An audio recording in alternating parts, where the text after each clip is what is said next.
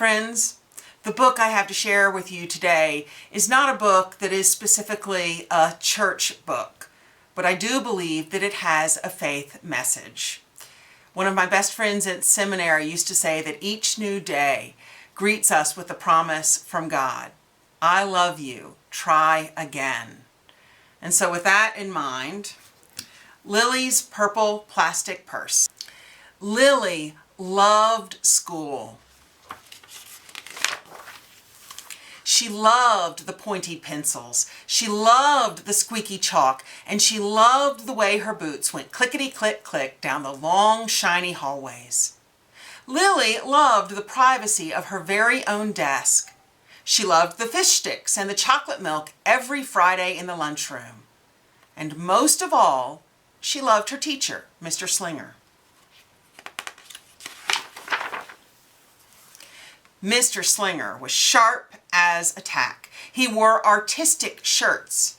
He wore glasses on a chain around his neck, and he wore a different colored tie for every day of the week.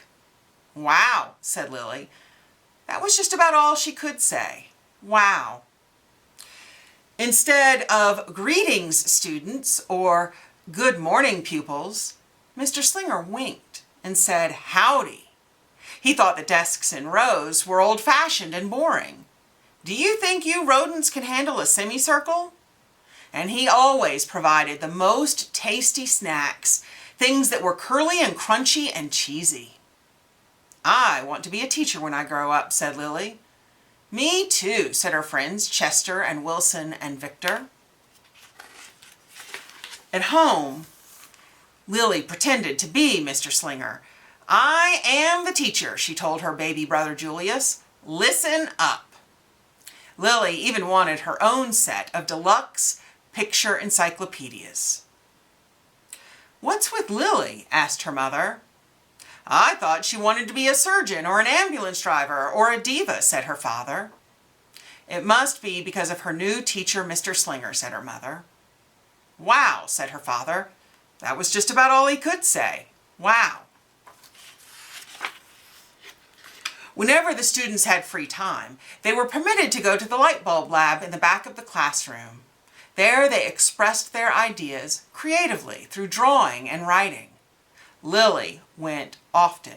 She had a lot of ideas. She drew pictures of Mr. Slinger, and she wrote stories about him too. During sharing time, Lilly showed her creations to the entire class. "Wow," said Mr. Slinger. That was just about all he could say. Wow. When Mr. Slinger had bus duty, Lilly stood in line, even though she didn't ride the bus. Lilly raised her hand in class more than anyone else, even if she didn't know the answer. And she volunteered to stay after school to clap erasers. "I want to be a teacher when I grow up," said Lilly. "Excellent choice," said Mr. Slinger. One Monday morning, Lilly came to school especially happy. She had gone shopping with her Grammy over the weekend. Lilly had a new pair of movie star sunglasses, complete with a glittery diamonds and a chain like Mr. Slinger's. She had 3 shiny quarters. And best of all, she had a brand new purple plastic purse that played a jaunty tune when it was opened. Lilly wanted to show everyone. "Not now," said Mr. Slinger. "Listen to our story." Lilly had a hard time listening. Lilly really wanted to show everyone. "Not now," said Mr. Slinger. "Let's be considerate of our classmates." Lilly had a hard time being considerate. Lilly really wanted to show everyone. "Not now," said Mr. Slinger. "Wait until recess or sharing time." But Lilly could not wait. The glasses were so glittery, the quarters so shiny, and the purse played such a nice music, not to mention how excellent it was for storing school supplies. "Look," Lilly whispered fiercely. "Look, everyone, look what I've got." Everyone looked, including Mr. Slinger. He was not amused. "I'll just keep your things at my desk until the end of the day," said Mr. Slinger. "They'll be safe there, and then you can take them home." Lily's stomach lurched. She felt like crying. Her glasses were gone. Her quarters were gone. Her purple plastic purse was gone. Lily longed for her purse all morning. She was even too sad to eat the snack Mr. Slinger served before recess. That afternoon, Lily went to the light bulb lab. She was still very sad. She thought and she thought and she thought about it. And then she became angry. She thought and she thought and she thought some more. And then she became furious. And then she drew a picture of Mr. Slinger. Big, fat, mean, stealing teacher. Right before the last bell rang, Lily snuck the drawing into Mr. Slinger's bag. When all the students were buttoned and zipped and snapped and tied and ready to go home, Mr. Slinger strolled over to Lily and gave her purple plastic purse back. "It's a beautiful purse," said Mr. Slinger. "Your quarters are nice and jingly. And those glasses are absolutely fabulous. You may bring them back to school as long as you don't disturb the rest of the class." "I do not want to be a teacher when I grow up," Lily said as she marched out of the classroom. On her way home, Lily opened her purse.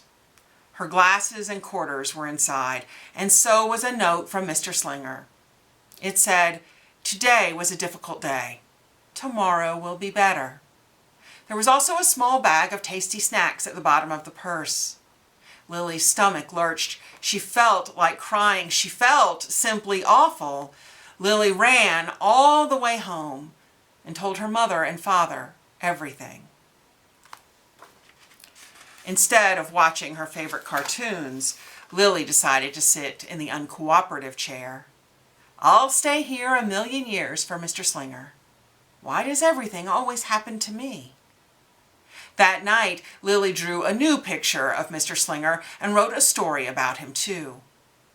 Lily was really sorry, so everyone forgave her, even her parents, even her stinky baby brother, even her especially incredible teacher.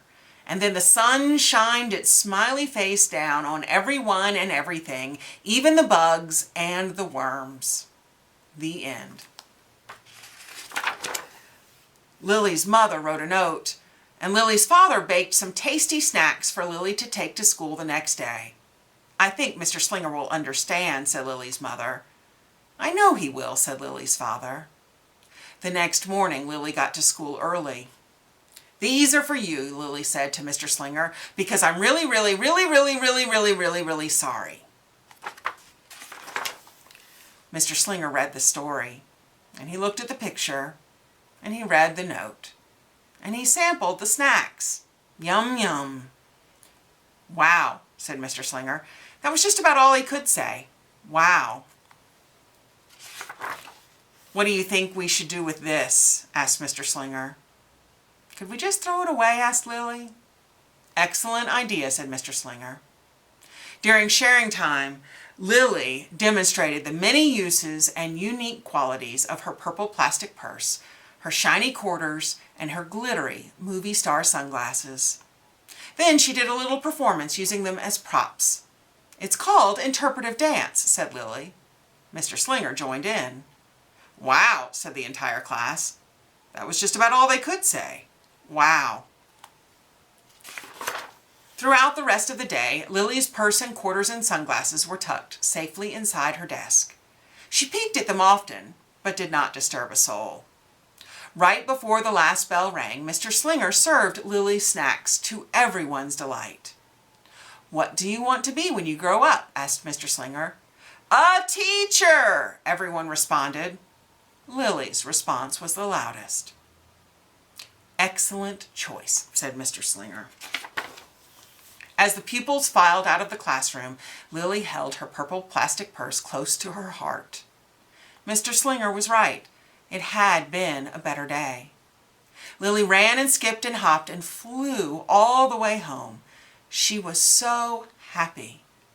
And she really did want to be a teacher when she grew up. That is, when she didn't want to be a dancer or a surgeon or an ambulance driver or a diva or a pilot or a hairdresser or a scuba diver. The end.